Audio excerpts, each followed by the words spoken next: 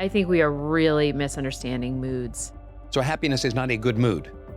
The idea that you should never be in this set of moods and you should only strive for this little tiny Right. target of moods is so problematic. Because then every time you're in one of these moods, you think there's something wrong with you. And it's like, but those moods are part of it. This is the full human experience. You're going to be in all the moods. All the moods are coming.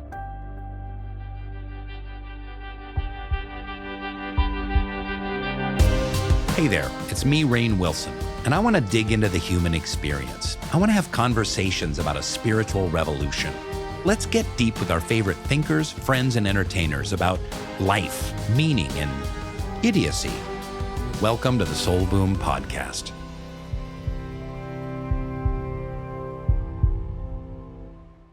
Do you think all people are creative? I do. And I think that lots of people who work with 3 and 4-year-olds would say the same. So that's really what I'm borrowing their point of view because I don't have enough experience to answer the question with any gravitas. But if you talk to preschool teachers and elementary school teachers, they will say every kid has an idea. Every kid wants to do things. I think what happened is that creativity sort of conjures a very narrow set of activities in most minds. And I'm talking about, like, Claire's a computer science major, so writing code she considers to be a creative act. Woodworking is a creative act. Robotics is a creative act. Making up a game for the schoolyard with like its own set of weird rules and like how many outs you get and whatever, that is a hugely creative act. So I think sometimes when you say the words making and creativity, people picture like a Renaissance fair or finger painting. And that doesn't include music. That doesn't include all kinds of engineering work. But what would you say, because people use this word a lot, like I'm a creative, and like, does that mean that there are people that are not a creative? I mean, I've certainly met some like pretty uptight engineers and accountants before, but does that mean that they're not a creative? I think that you could be a non-practicing. I think that all 3-year-olds are creative by nature. Like you dance before you walk, you sing before you talk. Like it's the way we. So does creativity kind of get smushed out of us a little bit? And teachers are like, you're really good at math and science and you wear a plastic pocket pen protector. So you are not a creative. We're going to let little Johnny who sings and dances in the corner, let him be creative and you're the accountant. And we silo our jobs too much. Yes. Yes. And it's so unfortunate because the sort of spirit of making is so energizing. Like it's such a generative act rather than an act of controlling or tamping down or reducing. You know, it's like a very expansive thing. And that kind of thinking, like expansive thinking where like there are no bad ideas, where you're sort of intellectually hospitable to many different outcomes and avenues and processes is a pretty good mindset to take into the world. I look at it a little bit from a spiritual perspective. There's lots of different ways to look at creativity. We were talking about that amazing book, This Is Your Brain on Art. Yes. And the science and the study of the brain and how it works when it's creating is fascinating and really inspiring. Yeah. Wonderful book. Very validating.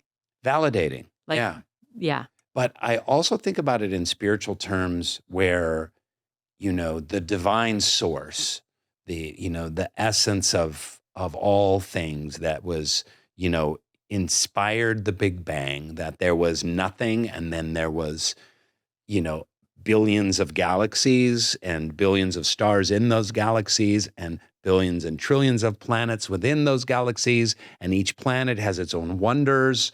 But even that's a very broad way of looking at it. Even at just looking at like a leaf or a snow. Have you ever really looked at a leaf? I mean, the other day I was kind of tripping out looking at a leaf. I was like, what the fuck? This tree made this leaf and it's doing photosynthesis and is gathering sunlight. And what it's doing is it's like a little mini green solar panel, and it's taking the sun's juice and putting it down in the roots, and then it's being shared with the mycelial network and, spreading. Like, it's a freaking miracle. And so there is so much creativity in kind of the stuff of life. Everywhere you look. It really goes back to your tea bag. What's the tea bag say again? Vincent van Gogh says, if you truly love nature, you will find beauty everywhere.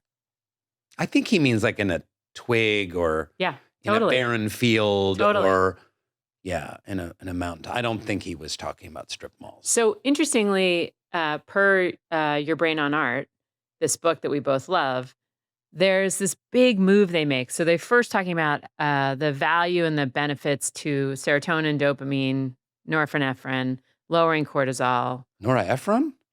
Norepinephrine, who came before Nora Ephron. My mom used to read a book by Nora Ephron called The Grass is Always Greener Over the Septic Tank. No, that's Irma Bombeck, baby. How do you know that? Because I love both of them. I love both those people. I think you're right. Yeah. Those are funny women from the 70s. I feel bad about my neck, which I didn't understand until I started to feel bad about my neck. And then I was like, where's that damn book? I got to find that. Your neck is great. Thank you. Thank you very much. I'm glad we're talking about it. But anyway, this thing I wanted to point out that Susan Maxman and Ivy Ross, who wrote Brain on Art, share is that all of the physiological benefits that making art offers are also on offer when we behold. And when you're looking at your leaf and just falling into all the implications and consequences of this miraculous little thing in your hands, you are triggering all that good stuff. Like your little internal pharmacy is just giving you like a bolus of serotonin and dopamine and norepinephrine and norepinephrine. And Irma Bombeck. Your podcast is called Kelly Corrigan Wonders, and you're talking about beholding, and there's a connection between beholding, wondering, and awe, which I think is a center point between those who are semi-spiritual but not religious, as I would qualify you, and those people of faith, that it's a unifying point. Wonder, curiosity, beholding, and awe. What are your thoughts? Agree. You've been in the wondering game for a super long time. So it's my favorite emotion. And like that your leaf. Is it an emotion? Wonder? It's like a flooding. I don't know if I would call it an emotion as much as like a. No, maybe you are. You could say like, state. Hey, what are you feeling right now? Wonder. Yeah. I think it can be an emotion. I like all the ways that you can use that word. Like a person is a wonder. I like wondering. Yeah. I like the state of wonder. Do you remember the sitcom Small Wonder? No. Okay. You're going to need to look that up because Small Wonder is about a little girl robot who moves in with a typical 80s sitcom family. Look it up, America. You're welcome. It's something. Okay. To behold. Yeah. There you go. Boom. Soul. Boom. Tell me about the state of wonder, curiosity, awe, and beholding that you have. So this friend of mine, Ariel, is a therapist, and I used to walk with her every Tuesday. Our kids were friends growing up in Northern California, and she set this thing up for me in my mind, which was that on one end of your emotional spectrum is judgment, and on the other end is curiosity. And that when you're over in judgment, then you're sort of like a open field for fear because you've decided that something's going to happen. And then if you decide that the wrong thing's going to happen, then you're just sort of like paralyzed in the state of fear. And so if you want to work your way out of it, fear sometimes known as anxiety these days, if you want to work your way out of that state, come over, all the way over to the other end of the spectrum. I mean, it's like almost like I could walk there in my mind, like, oop, forgot, I slid over. Like I got to get over to this side and reacquaint yourself with curiosity. And then inside curiosity is this state of wonder. That is so amazing. I haven't heard this axis before between judgment and wonder. Yeah. And it makes me think about when we're recording this in March of 2025, where everything is about fear and judgment. Mm-hmm. Everything going on in the world right now is about fear and judgment. Mm-hmm. There is so little wonder. There's no wonder. Mm-hmm. No wonder there's no wonder. Uh-huh. But people sitting down with each other and what can we learn from Yes. each other? Yes. Certainly in our political system, but in the way that our toxic partisan political system has created this rift in America between these two very different realities, two very different ways of seeing the world. But we've really let go of wonder. We've lost track of wonder Mm-hmm. as a balm for the fear and judgment that is just corroding America right now. Yeah. I mean, I think conviction addiction is a real thing. Wow. It's constantly being reinforced, a lot in cable news where everybody has such a strong opinion. And then throughout a presidential election, like nobody says, I'm not really sure about that. Yeah. I'd probably have to do some reading. I'd probably have to talk to some people before I came up with a point of view about charter schools in Louisiana. Like it's like an amazing suggestion that we would be able to speak at all times with full conviction on like 10,000 different topics. Yeah. And then what happens with conviction addiction, in my opinion, is it's very energizing. Like righteousness is very energizing. Yeah. Being in a state of full judgment Mm-hmm. is feels like this. And outrage, we've talked about a lot on the show as a feeling fuel. unsure Mm-hmm. feels like this. Mm. And this isn't that fun. Mm-hmm. I mean, it's just a totally different posture. It's a totally different tone of voice. It's a totally different set of expressions. It's probably like if you plugged us all in and studied every kind of drip that's happening in those moments of curiosity, it's probably like a whole different set of neurochemical bubble bath, if you will. So I think it must be, I like to blame evolution when possible. And I think it must be that old evolution that we've so outgrown, where it's like in-group, out-group, friend, foe, prey, predator. And so it's really behooved us to come to a position of conviction about another being very quickly. But now it would behoove us to be asking more questions and making fewer statements. Isn't it also kind of seen as strength and leadership? Like Totally. surety. Flip-floppers and surety yes, is seen as strength. It's such a turn off to me. Conviction is seen as strength. And vulnerability, considering both sides, is seen as milquetoast, mamby-pamby. It's the biggest way that my interpersonal preferences have changed over my lifetime. Like when I was young, when I was in my 20s and even into my 30s, I was really drawn to people who were sure. Yeah. And I liked the feeling myself. And so I projected certainty. Mm-hmm. And what were you certain about in your 20s? Was it like politics or? Well, I was kind of righteous, to be honest. I worked for United Way out of college, and I was big save the world kind of person. And I had a very limited point of view. I was not super informed about, like all the parts and pieces of society that have to work together to net out to a place that we would want to live. So in my childish POV, I was sort of feeling like anyone who wasn't in nonprofit work was kind of like scummy and grabby and like just wanted to, have all the things. And I was into it. Like, it's sort of dangerous, that feeling. Like when you feel that you're clinging to an identity too much, you should probably be like a ding, like something to consider, something to have a conversation with yourself about, because this is like a little too much a part of you now that I am a non-profit person. Right. And maybe there needs to be a little bit more wonder. Totally. How can we increase? But now I can't stand people who are dead sure of everything. I find them so tedious. Yeah. And I find them suspicious. So interestingly, we had started this conversation with listeners of Kelly Corrigan Wonders where we asked people to share with us a way that they contradict themselves. And my whole sort of secret goal was to remind people that you too are hypocritical.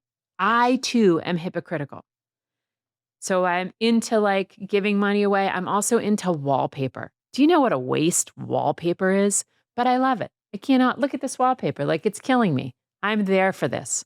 So I wanted everybody else to share theirs so that if only so that we could approach each other and not be so like flippant and turn our nose up at the person who seems to disagree so violently with themselves on these big important positions. And the one that got me crazy was being pro-life and pro-death penalty. Like I was like, I gotta understand this. This is like making me bananas. Mhm. And so anyway, I put that out there and all these people wrote in. It was probably one of the most responded to. Oh, I love that. Can I steal it for our Soul Boom audience? Totally. Okay. Totally. So people were like, I'm really a pacifist and I really don't think war is the answer. And I have a son in the Marines and I'm so proud of him. Right. Like that's a heavy place of contradiction. Can I share one of mine? Yeah. There's many of mine. One is that I far prefer watching television than reading books. And I have all these books here and I Yes. talk to authors and Yes. I have read a lot of books, Yes. but I have my iPad and I have Mhm. like 12 books that I'm like, because it gives you the percentage of how much you've read. I have like 12 books that I've read like between 17 and 32% of. And like finishing books. Yes. I'm not a finisher. If I don't like it, I don't. I kind of get it. You kind of get it. You read the first third of a book, you're like, I get it. Especially especially Because idea I'm books. mostly in the nonfiction realm. But I'll put that aside. But I also work in climate change. And I really rely on Amazon one-click buying. I bought mouthwash the other day by going like this on my phone. And the next day it was there in a box with a little piece of plastic wrapped, bubble plastic wrapped around the mouthwash. Yeah. And I'm Mr. Climate Change guy. Right. But what am I supposed to do? I guess I'm supposed to get in my electric car, which I do have, and drive down the road and go to a CVS, which is this mammoth conglomerate that, it's not like this. Do I need to find a mom and pop drugstore that has the specific kind of mouthwash that I want? Which I doubt that it has. It probably has like Scope and Listerine, but I want Scope and Listerine. So because they're also part of monster conglomerates. Yeah, because they're owned by like Procter and Gamble or something like that. The complexity. So you're just leaving the simple righteous position, the child, I think of as a childish position, and acknowledging that like, so here's one way to get the mouthwash, here's another way to get the mouthwash, and here's another way to get the mouthwash. And these are the consequences and implications of all three of those paths. And to be a grown-up, to be a thinking adult, is to embrace the complexity of any given solution. And this staying over here in like simple land, I mean, you could be 18 years old. Yeah. Yeah, I feel that way about so many topics. I feel that way about Gaza and Israel. I kind of like go back and forth on it and see both sides. I see that on so many different issues. Why people vote for a given candidate. Like, I can't tell you how many simplified statements I have heard about why Trump got elected. And it's like, that's crazy. That is crazy. There's not one answer. It's tens of millions of people. They are not coming to just like the tens of millions of people who voted for Kamala are not showing up for the same reason. Oh, come on. Yeah. So anyway, yeah, I feel like I love wondering. I love people who wonder. And I do feel that wow begets wow, which is to say like you stopping to enjoy that leaf and like letting your mind wander for 60 seconds, 90 seconds. I mean, we're not talking about like a major time commitment here. Oh, so like 137 seconds. Yeah. 137 seconds. I mean, that you'll do it again. And this is why, to tie it all together, Rainn Wilson, this is why I think making across a huge spectrum of venues, if you will, is so powerful because I think it begets wonder. So when you make a loaf of bread or you try to carpenter this table or you try to fix that light or you try to cut that hair, or you try to fix your glasses, or make your own tea. Anytime you're deconstructing and reconstructing the physical world, you are developing this sort of worldview of wow, because it is kind of amazing. Like, for instance, if you were to try to make this table, like, what's the right wood for it? How much will it shrink or swell in different temperatures? This room is very cold, so maybe this is a really tight wood. What are the tools that are used to make this? What made these little dips in it? Like, the more you engage hmm while making, the better every loaf of bread will taste, the cooler every table you ever sit at will look. Like, because you know what went into it. Like, I'll never look at clothes the same way because I tried to sew a suit. I tried to sew an outfit to wear to a wedding, which I did, which was a total mistake.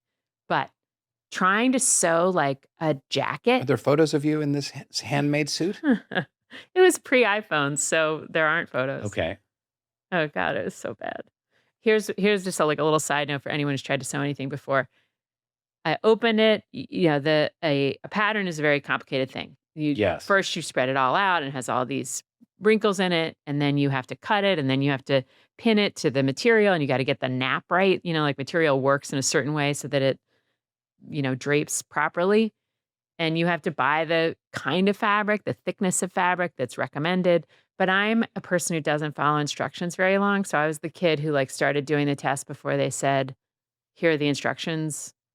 Now you may begin. I was just answering it. And so I kind of like felt like once I started to unpack the pattern, I was like, I kind of get this. Like, I don't think this is gonna be that hard. And I don't think I want like the vent in the back. So in a skirt, there's a vent, and there's a reason for a vent. I thought it was a sort of look and feel kind of thing, but there's a very functional reason why skirts have vents, which is that you can walk in them, because your legs need to be able to spread apart and cross each other as you're stepping. But I kind of deleted the vent in my skirt, and then I got to the day, and my steps were like I couldn't walk.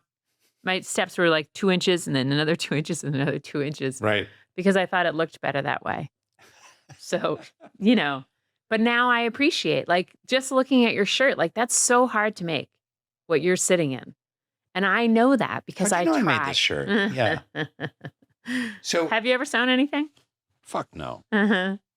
But I do remember that when I was a kid at the Lake Forest Park Mall in Lake Forest Park, Washington, there was a whole store of sewing Notions stuff. and stuff. Hmm. It was like sewing stuff and sewing machines, but all these patterns and bolts of cloth. Totally. And I would just go wander in there Yeah. sometimes because we would go down to the mall to just kill some time. Yeah. And I would wander around in this. It was so alien to me, this store, but it was filled with the women of the area Yeah. buying patterns Yeah. and muslin. And, Yes. Hmm.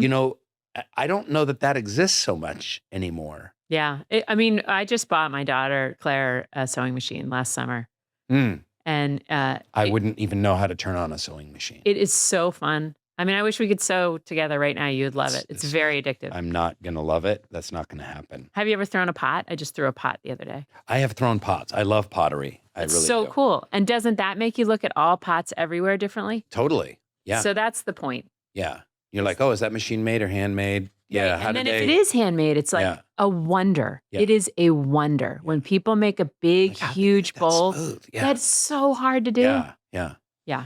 You've asked yourself a ton of big questions on your show. What's a question you return to again and again because you haven't cracked it yet? A question I ask myself a lot is, what are you afraid of? So, like, for instance, I'm working on a book right now, and I keep like breaking my momentum. I keep pausing. And for a while, I just came up with all the excuses like, oh, I have to go to California and I got to talk to Rainn. And then we're going to go up to the East Bay and see our old buddies and do a little book event for Marianne and whatever. And I just tell myself a little story about why I'm not doing it.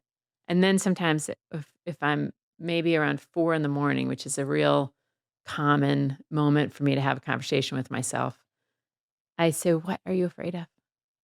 Why aren't you doing it? It's not that much time. Like, when I'm on a roll, like, I can write fast. So what are you afraid of? And that question over the years has yielded. Or when I'm meddling in one of my kids' lives, which I find, to be a thing that I can't totally control, I think, "What are you afraid of?" Like, I think this is driven by fear, so what are you afraid of? That's such a great question. I Uh-huh. think one can learn so much by stopping and at 4 in the morning saying, "What are you Yeah. afraid of?" My two dogs, Vigo and Diamond, they staged an intervention. Once sworn enemies, these two formed an alliance over their shared hatred for bad dog food. And you know I love an alliance. So I walk in the living room, got a little PowerPoint presentation. They say, "Dad, your dog food choices are ruining our lives." And you know what? They were right. Enter Ollie human-grade, freshly cooked meals delivered right to your door, 5 flavors that don't smell like they came from the inside of a shoe. Now, my beautiful pups, their coats are shinier, their energy's up, and their poop, chef's kiss. So yeah, Diamond and Vigo, their alliance paid off. They're Ollie-ants. Get it? Dad joke. Dogs deserve the best, and that means fresh, healthy food. Help to ollie.com/soulboom. Tell them all about your dog and use the code SOULBOOM to get 60% off your welcome kit when you subscribe today. Plus, they offer a happiness guarantee on the first box, so if you're not completely satisfied, you'll get your money back. That's OLLIE.com/soulboom and enter code SOULBOOM to get 60% off your first box. It's so funny to me, it's sort of a new thing, like, maybe in the last couple of years, I'm 57, that where I'm less afraid to have a conversation with myself. Like, all those years, I could have been asking myself that, and I didn't. And then it's sort of like, well, what were you afraid of then? Like, why weren't you asking Why were you yourself afraid of asking asking yourself, yourself, what are you afraid of? right? That's weird. Because We'd you're love to just hear your comments down below yeah, about what you're afraid of. admit it. Admit it. And why have you been afraid of asking yourself the question, whatever you're afraid of? Love to hear from you, by the way. Yeah. Handy link. You know, one thing I'm always afraid of, and I wonder if you What? are, Okay. is banality. hmm Like, we do similar things. I mean, I'm not an actress, but we write books and we have conversations with people for podcasts, Yeah.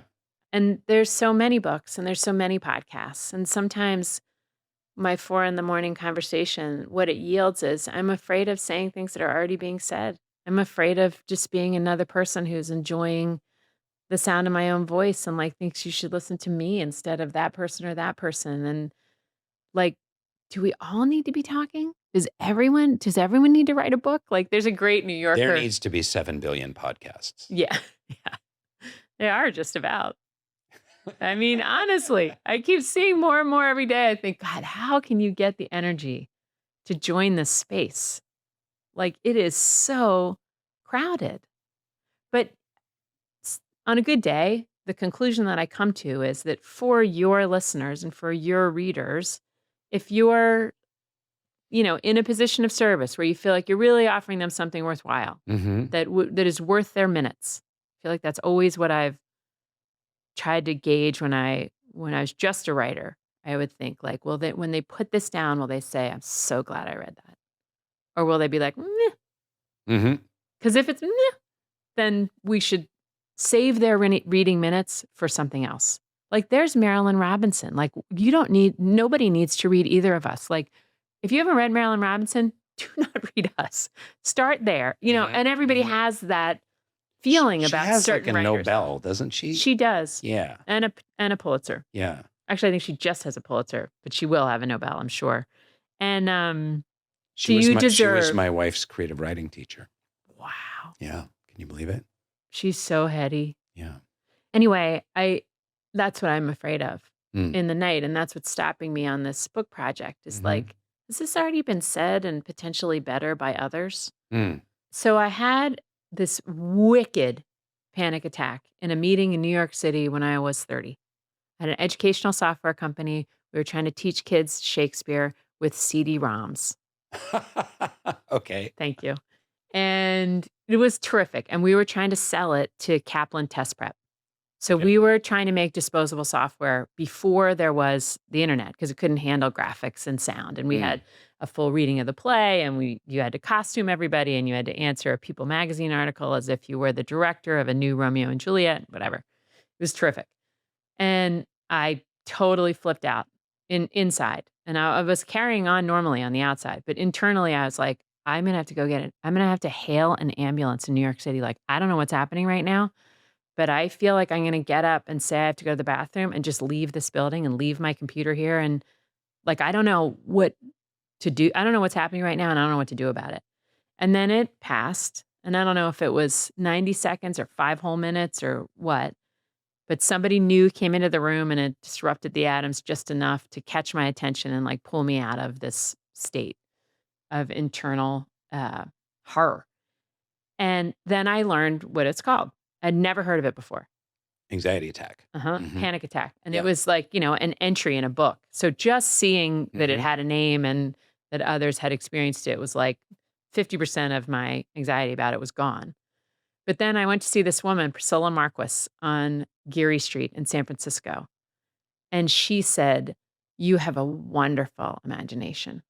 And it seems to me that you're only using it for the negative and never for the positive. So why don't you just train yourself to, after you finish telling the story of your demise to yourself, why don't you spend an equal amount of minutes and an equal amount of cognitive units telling the story of your success to yourself? And that way you will see that they are both just stories you're making up." I love that. That's such a handy mental health Isn't it? tool I know. because we spin out in our imaginations of like Right. terrible scenarios and this person doesn't like me and reading between the lines and I'm going to fail at this. What if But they love you? What if it's going to be a smashing yeah, success? can we spend an equal amount of time conjuring, evoking the possibility, telling a different story? And then we also you talked about how wow begets wow. Yeah. Then it's like imagination begets imagination. Mhm. Like, imagination is a powerful tool, Yes. and I can use it for all kinds of things. Yes. But also it reveals that it's just you Mm-hmm. telling you a story. Mm-hmm. That neither of them are particularly true. Neither of them's more likely than the other. Mm. It's just you generating this little movie about yourself. And if you can do it in the dark, you can do it in the light, you can do it in a mixed bag. Like, you could do it all day long. We could tell stories to ourselves all day long. And in fact, we do. One of the things I love about you, and I was texting you this morning, was to me, you're one of the wisest people I've encountered. And in all of these stories that you're relaying, I just sense this kind of really simple and profound wisdom. And I'm so glad you have a podcast, and I'm so glad you're writing these books. And I think that your wisdom is really unique. And wisdom is obviously something you get from lived experience.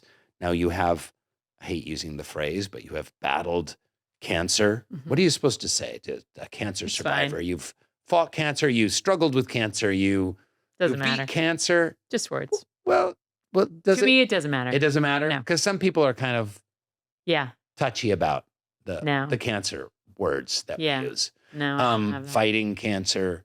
You've raised 2 daughters. You've had this book. You've had this podcast. You've had all kinds of life experience. Even I want to get to your. How many months did you spend traveling when you were 20 years old around the A world? year. You spent a year. You were 20 Yeah. traveling. 25. 25. Yeah.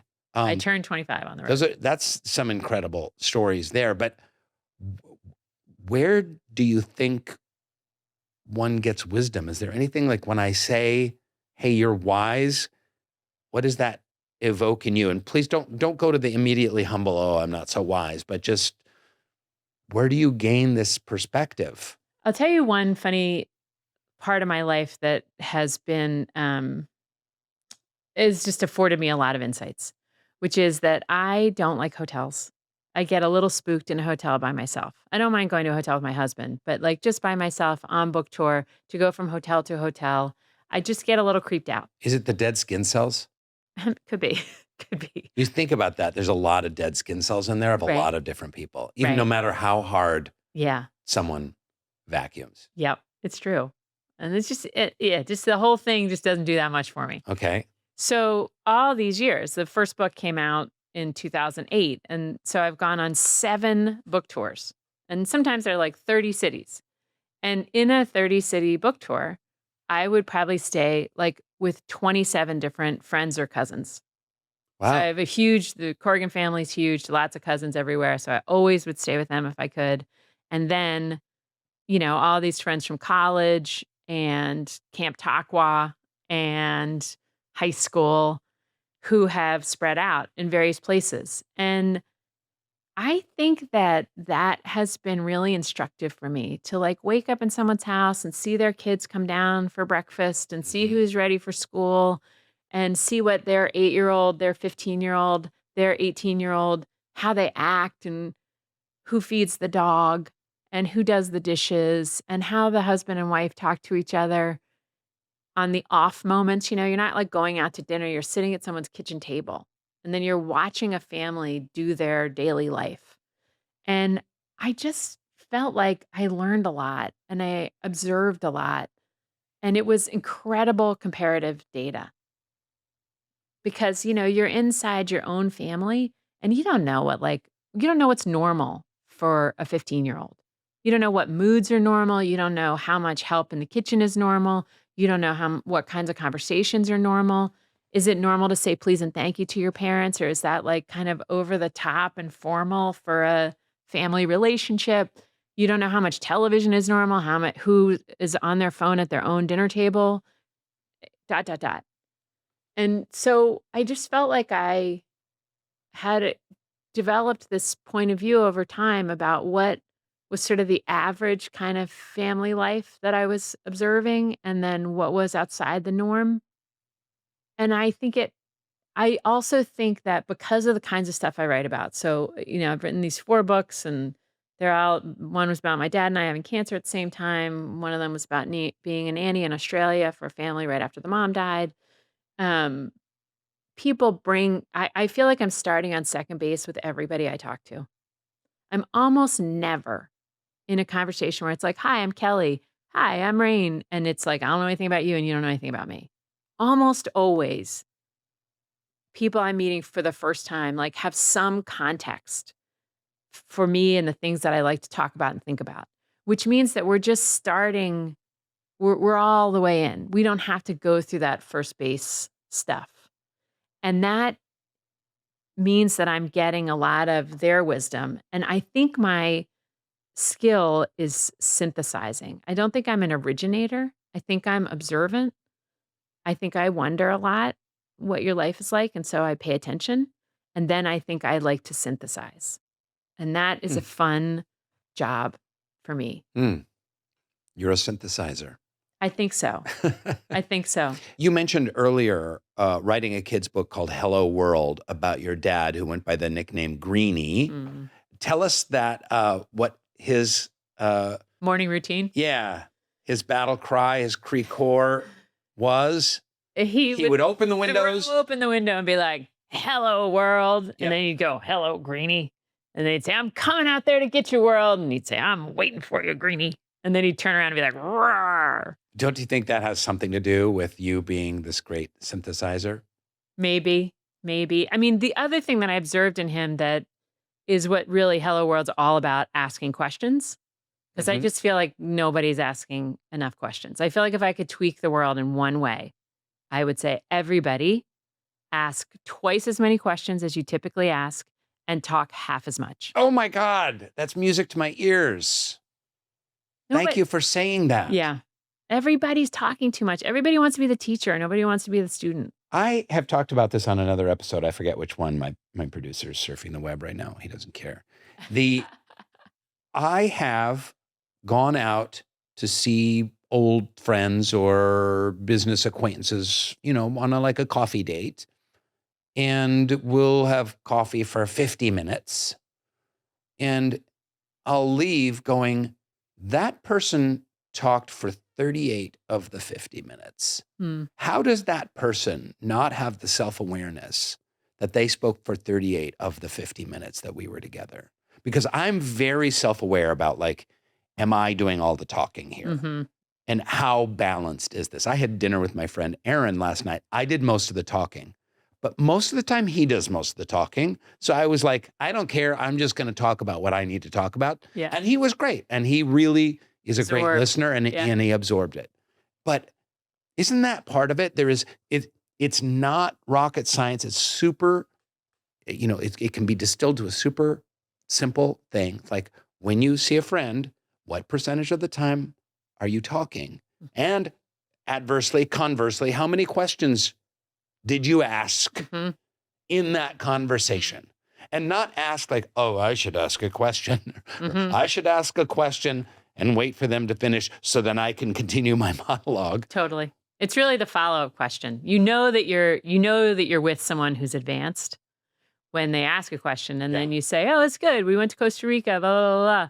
And they say, what was the best part? And you say, oh, well, we did this walk through the woods. And they say, oh, does Georgia like that? Does she love walking through the woods? And all of a sudden you're like, oh, okay. So you're actually interested. Yeah. Now I know. But that's tell me more.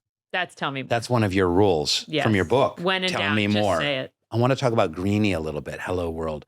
I think that my father passed away 4 or 5 years ago. I think he spent a lot of his life really depressed. He had an incredibly traumatic childhood, one of the worst childhoods I've ever heard of in American 20th century history. It wasn't like Dickens. He wasn't like chained to a machine, like pooping in his own shoe, but it was really bad. But at the same time, and I've talked about this before on the show a few times, one of the things I really missed about him and recognized that he brought to the world was he enlivened and inspired every room that he came into. So if he came into a room with people, he'd be like, hello, how? That's a nice sweater, Kelly. You've done wonders with your hair. How have you been? I know that you were working on this thing. How did that go? Like remembering something from the last conversation and like always like doing something to just make the room a little bit better. And maybe I think our fathers had that in common. And maybe that has inspired us to have these kind of conversations that we're having. The interesting thing about our fathers is that by so doing, they changed the world as they knew it. So I've always felt like my father experienced the world in a way that was particular to the way he approached it. Like he made it a certain way and he didn't even know it. So if you're the guy who walks in the room and is like, Rainn Wilson, how are you? Is this fantastic? I love this place. Look at these books. You're amazing. Oh, look at your crazy monkeys with the asparagus. The asparagus monkeys to talk about later. Anyway, if you walk in every room and you're a contributor to the whole, to the vibe, then the room changes. And then if your life is just a series of moments and a series of rooms, and you've altered the room every time, then the life you are experiencing is coming off of you and you are changing it. Whereas if you are an Eeyore who is finding fault in every room, and then the world will disappoint you. And that's the part energy of from every your room. doing. And so at the end of your life, you and my father would have a vast disagreement about what the world even is, because your experience of it would be, it is disappointing. People let you down. And his experience of it would be, it is a place of wonder. And both are true because this guy made it so, and this guy made it so. And that's like the ultimate agency. So bless your dad for finding a way to put himself in a room with the right energy after sounding like he grew up in a room with the wrong energy. You gave such a beautiful TED Talk last year. Yeah. It was really beautiful. And it was about ordinary bravery. I literally typed out on my computer, because I don't know another way of doing it, the last kind of minute of your TED Talk monologue. And you're talking about these little forms of bravery that we all have, that we undertake, of loving someone in your family, sacrificing your time for someone else, caring for someone, showing up for someone, listening for someone, that we all do on our houses and our condos and our in our trailer parks. And that this is a kind of courage that isn't underlined enough, that we don't give ourselves enough credit for and enough esteem for. And speaking about this, you end the talk, I'm going to read it. The reward is a full human experience, replete with all the human emotions at maximum dosage, where we have been put to great use and found an other-centric love that is complete in its expression and its transmission. The reward is to end up soft and humble, empty and in awe, knowing that of all the magnificence we have beheld from cradle to grave, the most eye-popping was interpersonal. So here's to anyone who notices and reads between the lines, who asks the right questions, but not too many, who takes notes at the doctor's office, and who wipes butts, young and old, who listens, holds, and stays. We who, untrained and always a little off guard, still dare to do love, to be love. That's brave. I was thinking about the many super close friends I have who have had these sort of pop quiz moments where a kid or a parent comes to them and shares something extraordinary, out of the ordinary. Like, I'm a girl and I want to be a boy, or I hear voices, or I cut myself every night just to fall asleep, or a parent who was chasing my friend around the second floor with silverware, with like a fork he hid in his pajamas. And I feel like in the context of something like TED or in the media environment that we're in, that we're having a lot of fun shining a light on the bravery to go to the moon or Mars or launch a company or ring the bell at the Stock exchange. or win a gold medal or Make $1 billion. exactly. And I just felt like I wanted to add to the list that there's a different kind of bravery, which is in that moment that your person that you love to pieces tells you something that you have absolutely no training or preparation to hear or respond to productively, to say, go ahead, tell me more. What else? When really there are moments where you want to turn away and think, I'm afraid of what's going to happen next. If I tell you to tell me more, what if in addition to hearing voices, you tell me that those voices are telling you to jump off the balcony? What if in addition to learning that you cut yourself at night, that I have to learn that you have tried before to take pills? Like there's a lot of danger that's inherent to love. And the people who lean in and say, I can go there. I'm not afraid to be a part of this. I'm not afraid to see the totality. Like, give me your full disclosure. I'll still be here. That is the highest state of human interaction, if you ask me. I don't know what's more. Why are we confusing making $1 billion or going to Mars with the kind of like interpersonal excellence that I am observing in my friends? Like, that's brave. That's the height of human experience.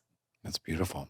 Let me tell you something. My inner mindful monk, my outer chaotic weirdo, and my borderline dehydrated gorgeous summer bod can agree on one thing. Bragg has officially outdone themselves. Q conch shell. They have dropped something so tropical, so summery, so yellowish orangey. It's like your gut went on vacation without you. It is the new Bragg pineapple turmeric apple cider vinegar blend. That's right, pineapple and turmeric. I like mine with a little coconut water, squeeze of lime, a little fizzy water maybe. It's like a pina colada met a spice rack and decided to clean up your insides. And the best part? This is an online-only summer drop. That means it's exclusive and probably what Socrates would have sipped on if he'd had an Amazon account. I don't know. Visit bragg.com, B-R-A-G-G, to get on the list and be the first to get your hands on the new Bragg Pineapple Turmeric Apple Cider Vinegar Blend and use the promo code SOULBOOM for 20% off your first order at bragg.com. You tell a story about being with a friend who is dying and her dream. Can you share that?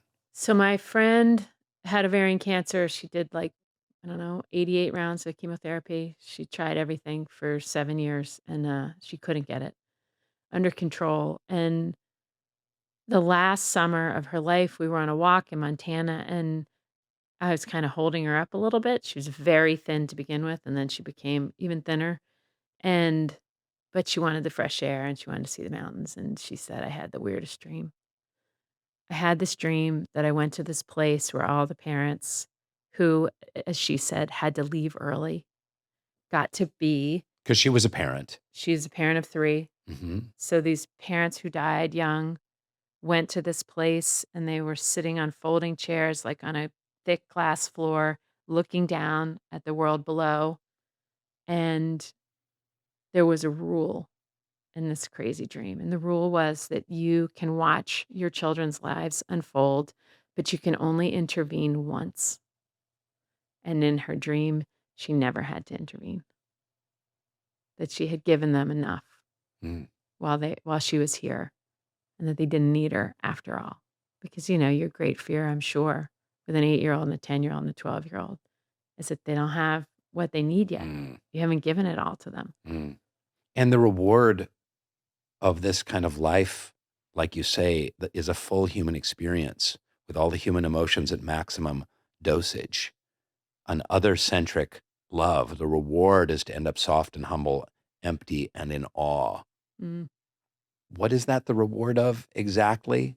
Undertaking these acts of... Participating deeply in the lives of others.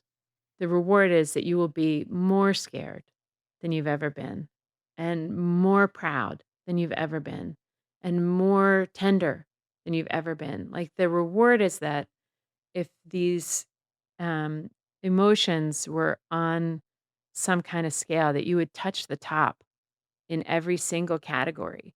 And it was as much to remind myself of this as it was to share it with the audience, which is to say, it is going to hurt so much.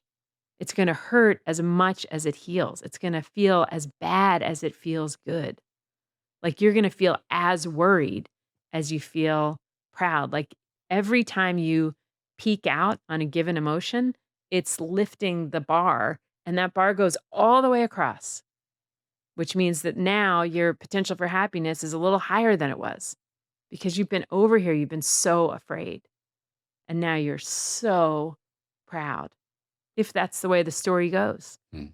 But the idea that we could come and go and only experience some of it is not to be aspired to. That's not what we're here for, I don't think. Mm-hmm. I think you're here for the full totality, which means that it's going to be awful sometimes. Mm. I mean, I haven't even had that hard a life, and I have had awful. You've had a pretty hard life. No. You had to face death. I guess, but only for like a month. There was only like a month there where I was like, I wonder how bad this is. Like, it was a 7 centimeter by 4 centimeter tumor. I was 36, so I was very young. And for 1 month, I was like, God almighty, what if? And then after the second chemo, the tumor, the nurse could feel from the outside, just from a manual exam, that it was softer and smaller. And then it was like, okay, it's responding to the chemo. I'm not some crazy corner case where they're going to have to throw out the usual playbook and go find some specialized, tree fog serum. But still, most of us have not faced our mortality even for a month. Mm. Well, that's all. to my great advantage. I mean, if you make it, if you can get in it and get out of it, it is to everyone's great advantage to be hyper aware of their mortality. Well, you'll definitely make better choices the more in touch with that you are, for sure. I absolutely talk about that in Soul Boom and the Native American expression, which was in several tribes, as I understand it, today is a good day to die. Totally. Which is not a warrior cry, like I'm going to go into death battle, but a reflection on our mortality every day. Like Absolutely. literally every day is a good day to die. How do you live your life so that every day is a good day to die? And this ties into that question that you were asking, like, what am I afraid of? Because if you've lived your life afraid of X, Y, and Z for, a decade or two, and then you're looking back on it like, wow, I've lost a decade or two to this kind of fear, then today is not a good day to die. Right. You got work to do. There's work to do there yet. I was alone with both my parents when they died. Mm, And I found that those 2 moments plus my cancer stuff, plus my friend Liz dying, mm, like those 4 moments, and then you add to that my 2 children being born, mm. like that is the most informative 6 moments of my life. Now I understand things because of those 6 moments that I couldn't understand without them. So we need life moments, birth moments, and death moments to understand life. Totally. I mean, if you can love someone as they're dying, you're a very lucky person. You will be much improved. Mm, mm. Yeah, I was there when my father was essentially unplugged because he was going to go in hours. There was not an alternative. So we were like, well, let's just speed up the process. There's no reason to let him just be hooked up for hours. And that was incredibly, incredibly powerful to watch that happen. And I'll never forget it. And it's something in my tissues every single day. Um, Conversely, for me, that opens up a spiritual way of looking at the world because I've shared this before, but I had this incredibly profound experience of when his body was still and gray, realizing like, oh, that's not my dad. That's the vessel that bore my dad. There was something else that was Robert George Wilson ishness that has moved on and is no longer inhabiting this body.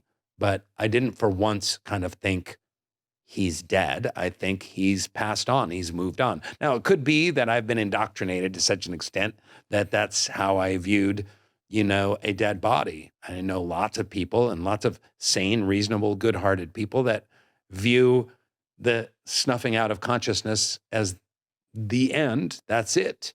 But you have a quote about God, and you said, on the matter of God, I've stood in every square on the board, obedient believer, secretly hopeful, open but dubious. I've walked away from the board entirely, only to circle back. Today, all I can say is, I don't know what I think about God. I do know that I love many believers and pulse with gratitude that once a locus, nice phrase, and I wonder about the wonders I see around me and feel inside me, but I'm not sure of anything. When was it that you said that? And are you still at that point?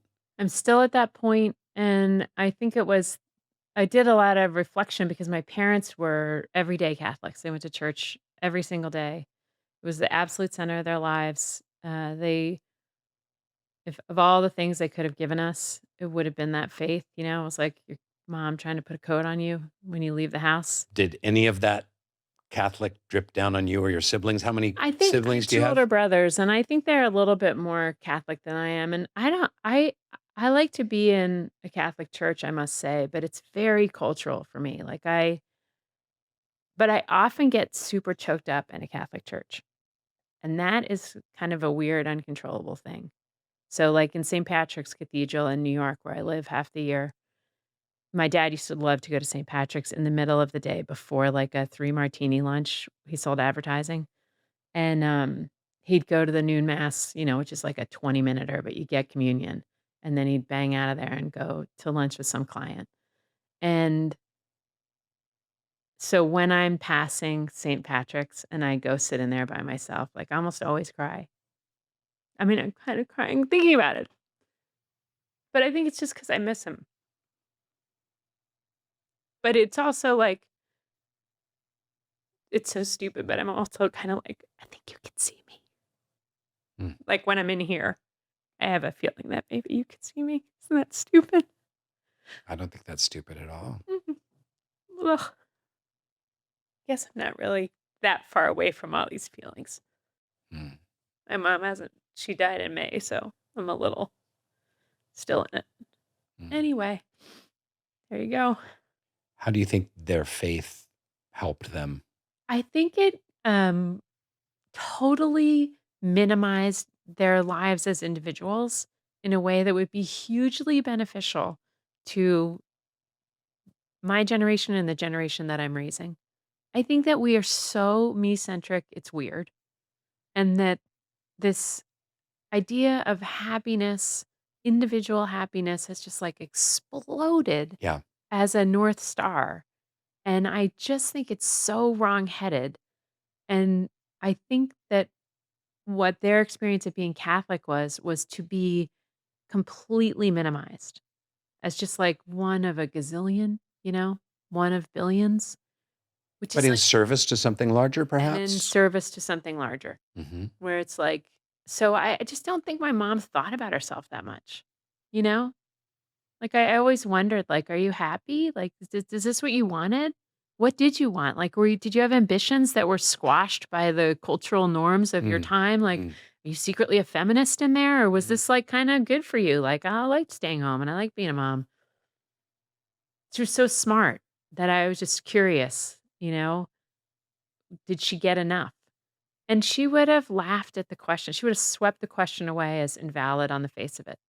Like, who cares? Like, it's not about me. This is my whole life is not about me, which is like hilarious because there's a whole generation of people who are saying that my whole life is about me. What else is it about if it's not about me? Like that What would her answer be? it would just be about like being a The good roles that person, I play: good being a person, good good person. wife, good mom, Here's the a thing. good Catholic, a good daughter, a All, good neighbor, all, yes, a good American. yes, Hmm. yes, definitely. All those counts. She would feel responsibility on all those counts, in all those roles, but those are all, like, one of many roles, right? To be a good neighbor and be a good American, a good citizen, a good Catholic, like, that's all you're part of a congregation, if you will. Mm. You're not, like, one of one, you're not this singular miracle never to be repeated. Um, I sat next to this woman who so reminded me of my mom on a plane once, and we were both going to Mexico, and because that's how planes work. When you're sitting on a plane, You're both all people are going to the going to the same. same place, Yeah. just in case there No, was. it's not like a train. No, it's not. You get on a train, Thanks. you don't know where the You're really heck saving someone's me getting there. off. Thank you. Exactly. So Okay. there is a difference. That's why I said that. Hmm. Anyway, we're on this plane and we're going to Mexico, and I said, "What brings you to Mexico?" And she said, "I'm retiring after 38 years as a school counselor." And I was like, "Wow, that's amazing. What's the difference between the kids that you saw in year 1 and the kids you saw on the last year?" Great question. And she said, "The first year I taught, if you asked every single parent, 'What do you want for your kids?' They would say, 'I want my kid to be a good person.' And the last 10 years, if you ask every parent, 'What do you want for their kids?' They would say, 'I want my kid to be happy.'" She's like, "And that's just a fundamentally different shore to point the Mm. boat to." Mm. And the whole school had to shift.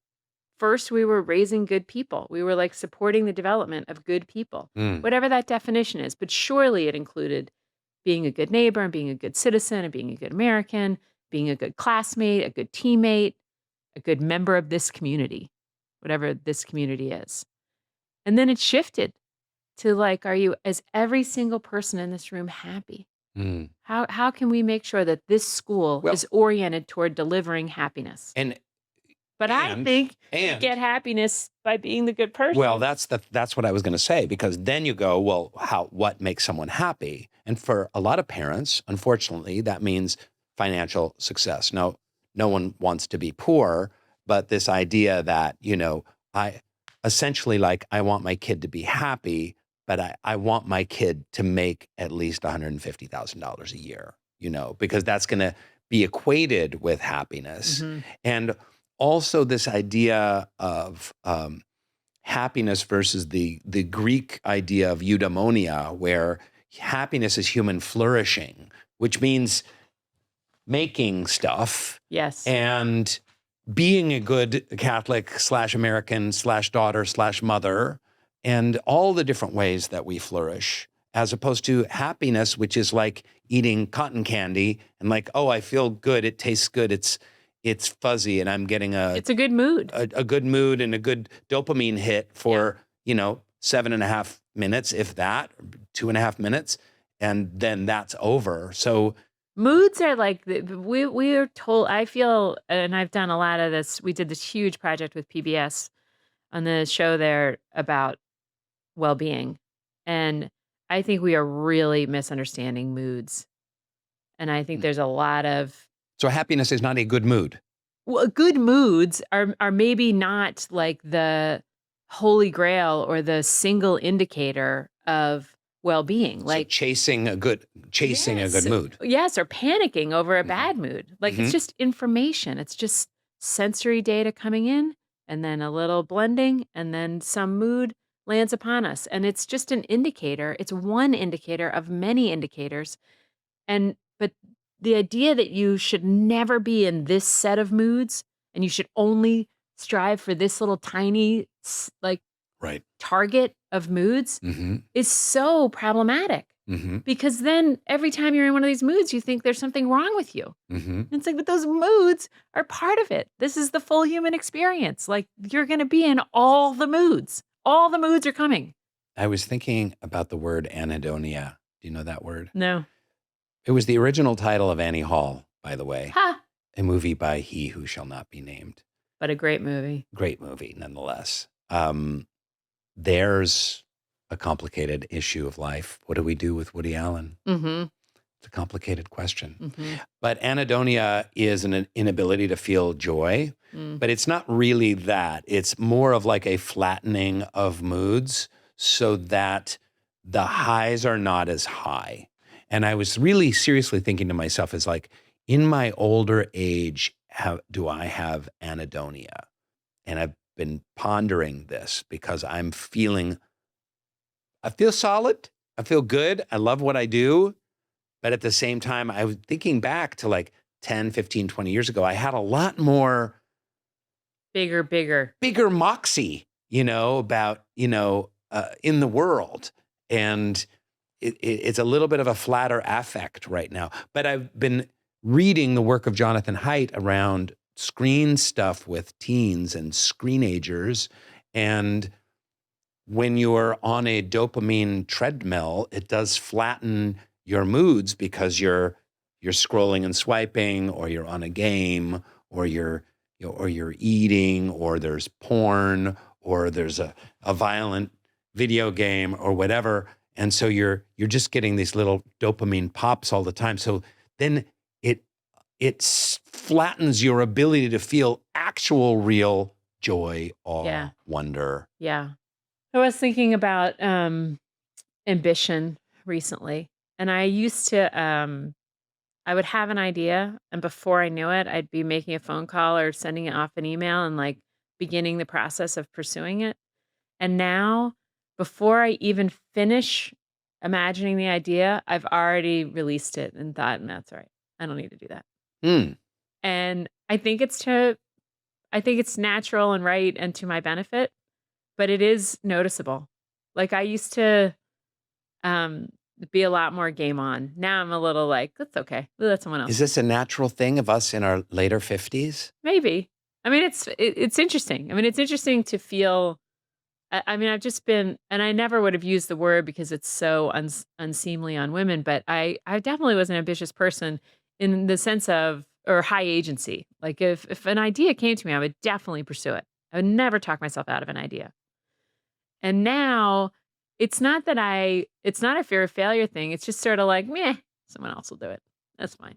Like, I don't need to do that. And then I like go puzzle or paint something. Like I've definitely, I would say I'm pursuing half as many things as I used to pursue. I know now that the juice is not going to be worth the squeeze. Like it's not going to feel that great to have done that. First of all, I have respect for how hard things are now because I've tried so many things in my life.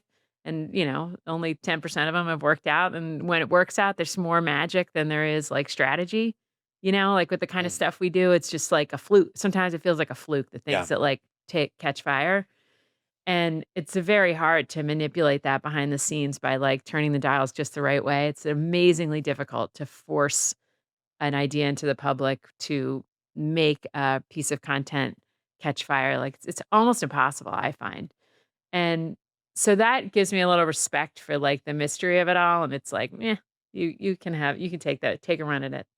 But You doesn't 30-year-old. that bother you a little bit? Because I kind of find myself in the same situation where like 8 years ago or 15 years ago, you had an idea. You'd be like, I'm going to go do that. I'm gonna do a And one-man show. I'm gonna get it on Broadway. And yeah. now I'm actually working on a one-man show. But now you'd rather do a jigsaw puzzle? Or are you focusing your energy in a better way? Because you're working on your new book. Yes. So I would say, you've got plenty going on, girl. yeah, I would say that I am chasing fewer rabbits, chasing fewer shiny objects, and that speaking of like a mortality thing, I think there are two things that I want to get done before it's all over. This podcast. Soul Boom, and I want to finish this book I'm working on and make it beautiful. Mm. And I want to write this movie and get it made. And that's it.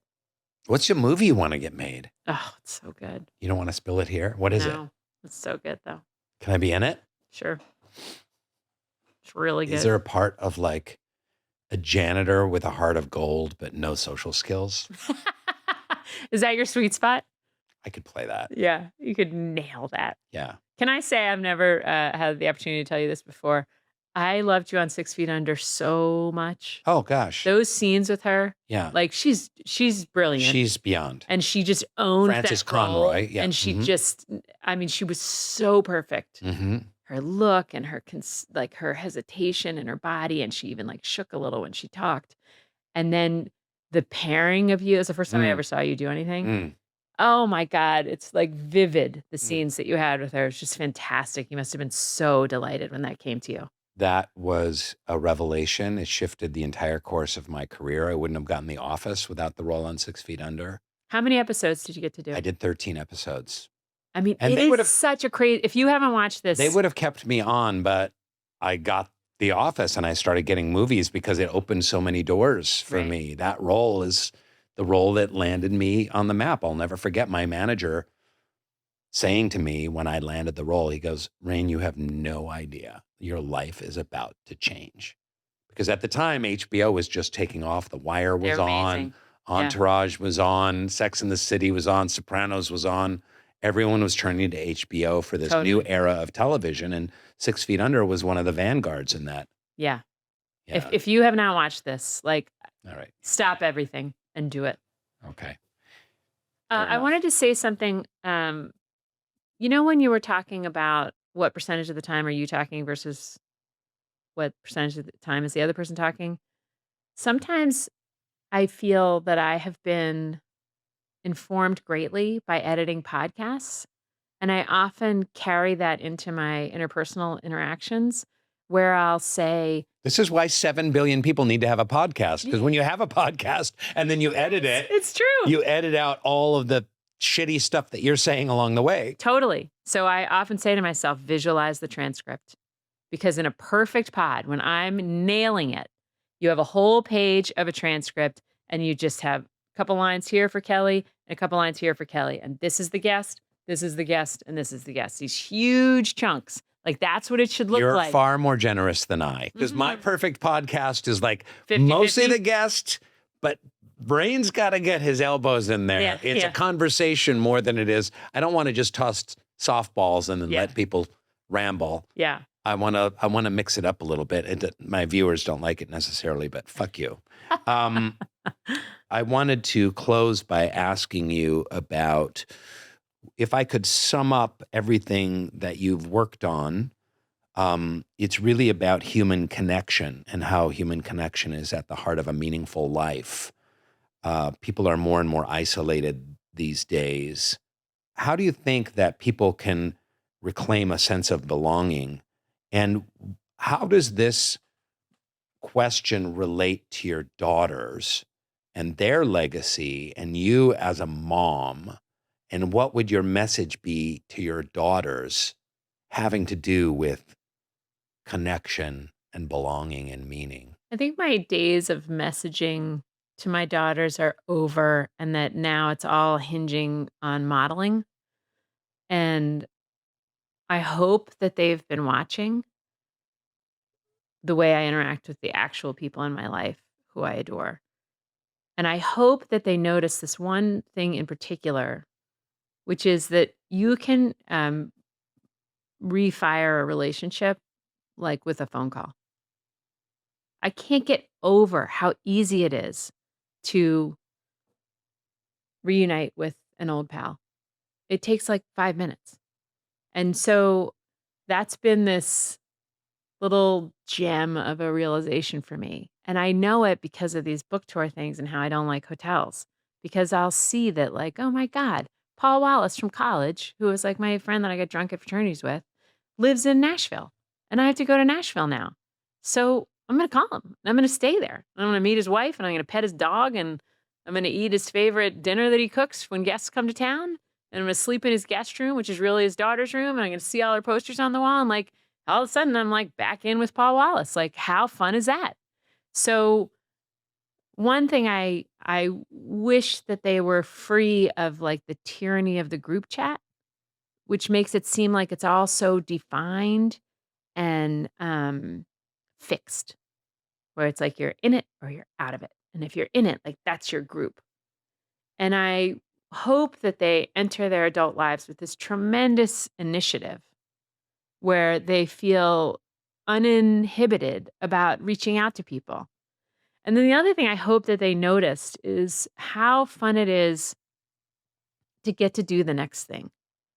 So I hope if they look at my career that they would think, oh, this is so fun. Like she did these books and the books put her on stage with all these other writers and they were doing these in conversations. And that led to somebody from PBS noticing her. And that led to this television show or that led to this NPR work or that led to this podcast stuff. And and I hope they saw a great joy in me in getting to try the next thing. Mm, mm. That you only qualify. It's like just in time qualifications. Like I wasn't qualified to do some of the things I'm doing now 20 years ago. But you know, one thing leads to another. Like you lay down the next Mm-hmm. railroad track and then you When you were selling cross it. children's Shakespeare, Ram Dass, CD-RONs, as my mom called them. CD-RON, Kelly has a CD-RON business. you were not qualified to have a PBS show. No. You got there. Yeah, but you just inch your way and you just stay in the game and let the waters take you a little bit. I love that idea of the tyranny of the group chat. Ugh. I think my son falls victim to that. And sometimes we're just like, pick up the phone. Yes, break out. Go see them. Go 3D. Text them and say, can I come by and see you? Can I have a conversation? Totally. Work this stuff out. Totally. And one of the saddest little moments when I was raising the girls is that one of my kids had noticed that like when girls are in a group, the conversation gets pretty superficial pretty fast. And that the default is to like start talking snark about other girls in their class. Unfortunately, it's like a very common thing. It's being played out on White Lotus right now, actually. There's 3 women. And whenever one of the women leaves the room, the 2 women who are still there talk about her. Yeah. Anyway, I said, yes, it's very common and it goes on forever. And what I have done to combat it is just pick off one person that I like and try to go on a hike with the one person. Yeah. And then you'll see that the quality of the conversation is completely different. Thus, 7 billion podcasts. And my daughter's like, heard, I like this. So she invited one friend over. And I thought the girl she invited over was really neat. I thought this was all very promising. And then, you know, I'm a meddler. So they were down in the basement and I was like, hey girls, you want you want me to cut up some apples for you? You need like a glass of ice water with lemon? And when I went down there, they were both on their phones. And I was like, oh. So anyway, the girl laughed and I said to my daughter, how was that? And she's like, it was okay. And I was like, I was really surprised that you guys were on your phones. And she's like, I didn't know what to do. Like she took her phone out and responded to a text. And then I felt stupid. So I took my phone out and responded to like a fake text. She's like, I didn't even have anything to do on my phone. but I felt like she's Mm. so popular that she's like has to kind of be in two places at once. Like she can be here with me, but she's really got to keep up with these other people too. And so I had to pretend to do the same. Mm. And I was like, God, that is the worst. Like how many people are doing that, Mm. you know? Mm. And it's couldn't be more true. I've observed it now it's been 15 years since that moment. And I observe it everywhere I go. Yeah. It's heartbreaking. And here's the contradiction. Sometimes I do that. Yeah. But it is like a micro rejection. Like the amount of micro rejections that we are dealing out on each other Mm-hmm. is horrifying. Mm. Mm. Like no wonder everybody's got shit Can you just self-esteem. give me? Okay. Oh. You didn't have. It took you forever to pick up. I know because I was whipped I up had about to do my that. thought. I was whipped up about my thought. No, that was good. That was acting. That was good. What's your definition of soul? Sometimes I have this really weird singular feeling when I'm reading. And I feel like it's like the most me I ever am. Which is to say, like, almost nothing. I'm almost nothing. Like, I'm not somebody's mom. I'm not somebody's wife. I'm not somebody's kid. I don't have a podcast. I don't write books. I am nothing. I'm just like this little organism that's taking in the world. Like, I'm all eyes, no mouth. Like, I'm all ears, no mouth. Like, I'm not putting anything. I'm It's just kind a of- receiver. It's kind of freaking me out right now. But Yeah. go ahead. Keep going. And so when I'm in it, and it doesn't happen every time, but sometimes when I'm in it, I like fall into this feeling where I feel like all of my container just is lifted off of me. And I'm just an intellect experiencing an idea. And that, A consciousness, maybe? I guess, is what people call it. Is that what people call it in your I would business? say a consciousness more than an intellect, because an intellect to me just seems like a certain kind of Machinery. processing, Yeah. whereas consciousness takes in Yes. more information. Yes. But But it's like a very light place. Like it hardly weighs anything. And it's shapeless and it doesn't need anything. It's not hungry. It's curious. It's just, a curious receptor. yeah. Mm-hmm. And I think that when I feel that feeling, I think like, oh, here I am. Like, but I'm not even, I would never say it that way, actually. I would never say here I am because I am not like in it. It's just like, I don't know. An I don't know how essence of you, perhaps? I don't know. I that don't isn't even know how to you? describe it, but it's so wonderful. And I just started attending to it in the last year or two where I crave it. Like the separation from the particulars of my one life, where I'm just participating in like an ongoing conversation that came before me and will last after me, that I'm just having my little sprinkling of it. Hmm. I don't know. I don't have words yet. That's the best I can do. It's pretty damn great. Thank you. The Soul Boom Podcast. Subscribe now on YouTube, Spotify, Apple Podcasts, and wherever else you get your stupid podcasts.